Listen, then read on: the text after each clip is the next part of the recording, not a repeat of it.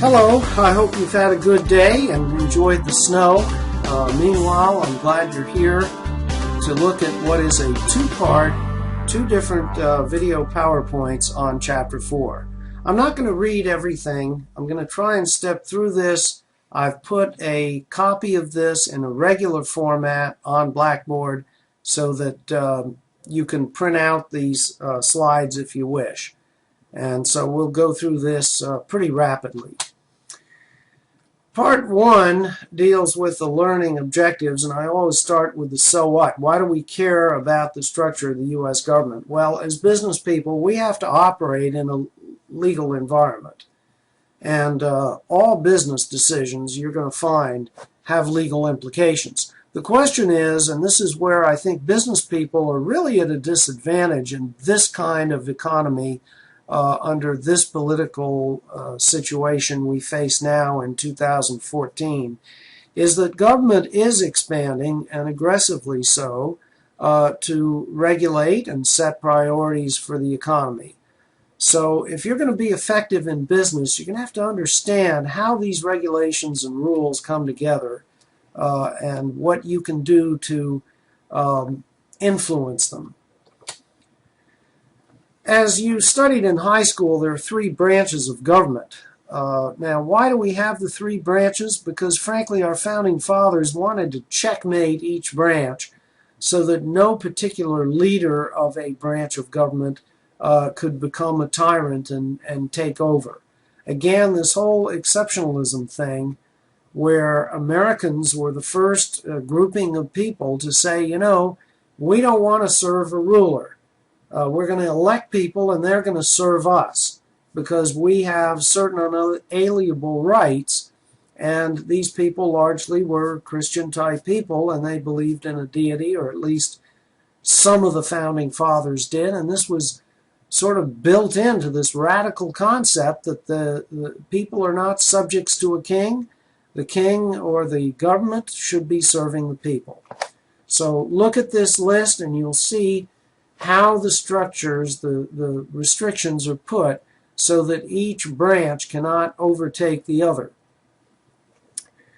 Now, the basic lesson here that we often forget is that the one purpose that the Constitution says is the key reason for having a federal government as opposed to just a grouping of sovereign states was to provide for the common defense. You see, Washington and the others were very worried that England or even the ally France could aspire to take the colonies or the newly formed U.S. government, take it over by military force. So they realized that each state could not defend itself against a superior enemy, but they could win if all states contributed to one army with one leader. They needed a national currency in order to have that army get paid and be able to spend their money in the different states that they were defending. So guess what? You know, they turned out to be right about their fear. The War of 1812 was won, and it was won because we had a national government and the ability to rally a defense organized with all of the states pooling together. Now, this 4th branch you've read about is really the president, and the president has a cabinet which he selects those people. They get confirmed by the government, but he selects them, and they manage the federal bureaucracies. Recently, you might have heard Obama's State of the Union address, in which he said, I will issue executive orders to my bureaucracies if Congress refuses to do what I want them to do. Don't overreact to that. All presidents can issue executive orders. He is in charge, after all, of these different federal agencies. The controversy now is whether Congress gave the president power to alter certain provisions of the laws. And that's what will be an issue politically. However, I'm not sure that it's really relevant because it's going to take years before This goes before courts, and by that time there's going to be a different president just because he served his 8 years. The role of Congress is to create laws. The president can't create laws, nor can the Supreme Court technically write their own law. They can turn down a law. They cannot enforce one and say it's unconstitutional, but they can't write their own laws. Only Congress can do that. Only Congress can actually create a budget. Now, if the president threatens to, he doesn't like the budget, then Congress is stuck with sort of passing what's called continuing resolutions that perpetuate the spending or confirm the spending at its current level. Congress technically defines what administrative powers are given to each agency. And these are the list of the different powers. There's something called the Administrative Procedures Act that was passed after World War II, I believe, for the purpose of giving a common vocabulary to what these powers are and what they mean. For example, some agencies only have investigative authority. That's the FBI, for example. They can't make any laws. Social Security Administration, the Environmental Protection Agency, they have powers to do all of these things, but the one thing under the Constitution is they have to have different personnel. You can't have one guy writing the regulations and then investigating and then serving as a prosecutor and then also serving as an administrative law judge. Those have all got to be separate people to have due process. The implications for business. Okay, this is not in the textbook, but businesses join what are called trade associations, even though they compete with each other. And what those associations do from a legal perspective is they hire Washington law firms that track down the new laws and proposals and regulations. Then those trade associations may also hire lobbyists to inform Congress or agencies of the economic consequences of their regulations. I'd like to depart here and just tell an example.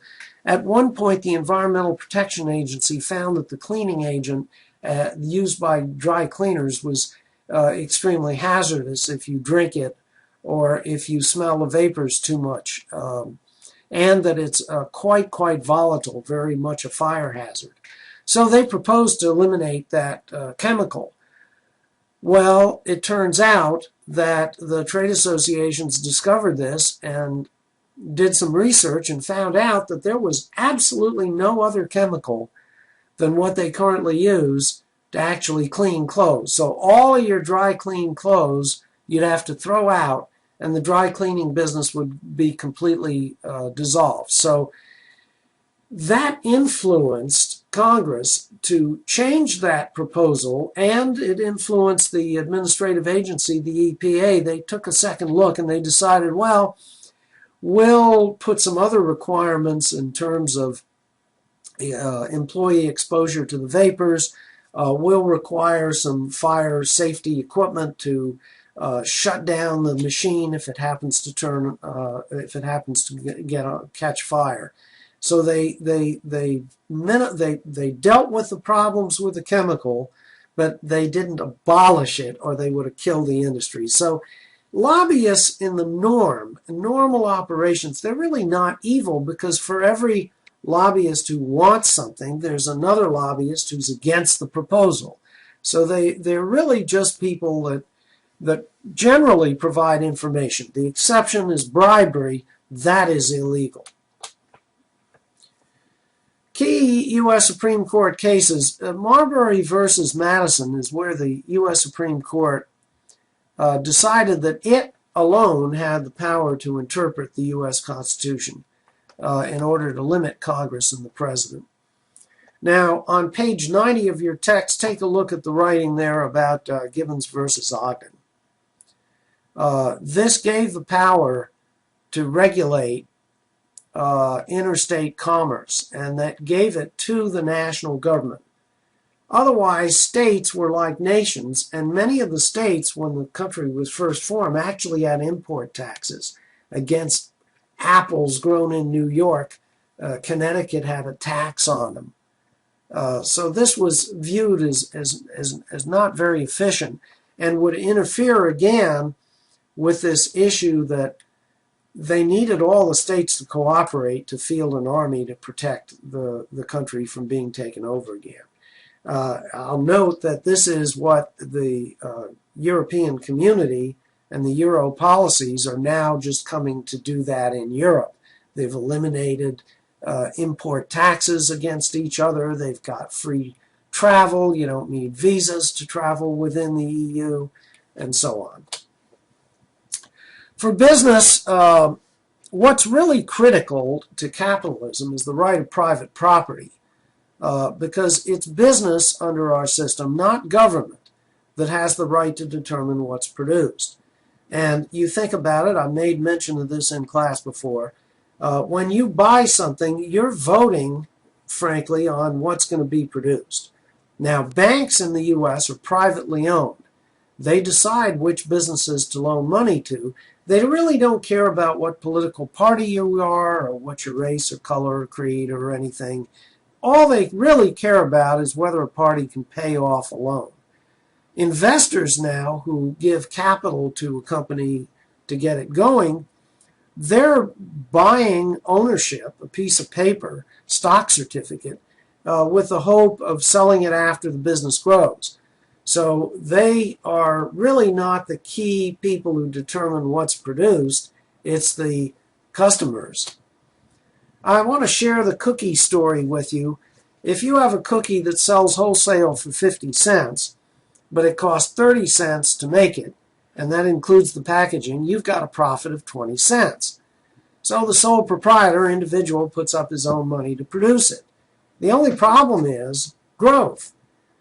If he sells 100,000 cookies, he's got to figure out, he or she has got to figure out how to come up with the money not only for the ingredients, but what are called capital expenses, like having an oven that'll be big enough to do that. And this actually is the true story behind Amos Cookies, Mrs. Fields Cookies face that problem. Now, can an individual borrow from the bank to have that money? Probably not, because banks don't know how to bake cookies. So if the business fails, the banks would end up with equipment they don't know how to use. So what is necessary is coming together and taking on what are called investors. They put up the cash to get a piece of paper that they hope they can sell for more than what they paid for it. And we call that a capital gain. Now, the interesting thing about this is all voluntary. There's no coercion. In socialism, on the other hand, the rulers decide what's made. They decide who gets rich, and they do this to manipulate themselves so they can stay in power. Even in democratic socialism, coercion is the basis of the transaction, but not in a capitalist system. What's the so what?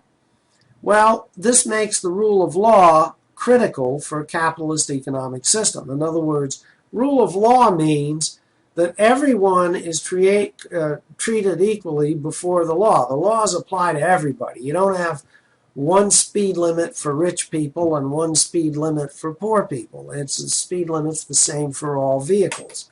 The business gets rewarded for for making what we want to buy.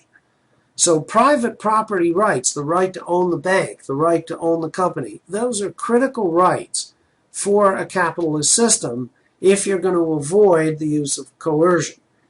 History's been rather cruel this way. I could go back to empires, Genghis Khan and others, where theft, like wars of conquest, is how they finance their government. Slavery. All over the world, USA, Africa, Soviet Union, Asia, it's still being practiced in Africa and Asia.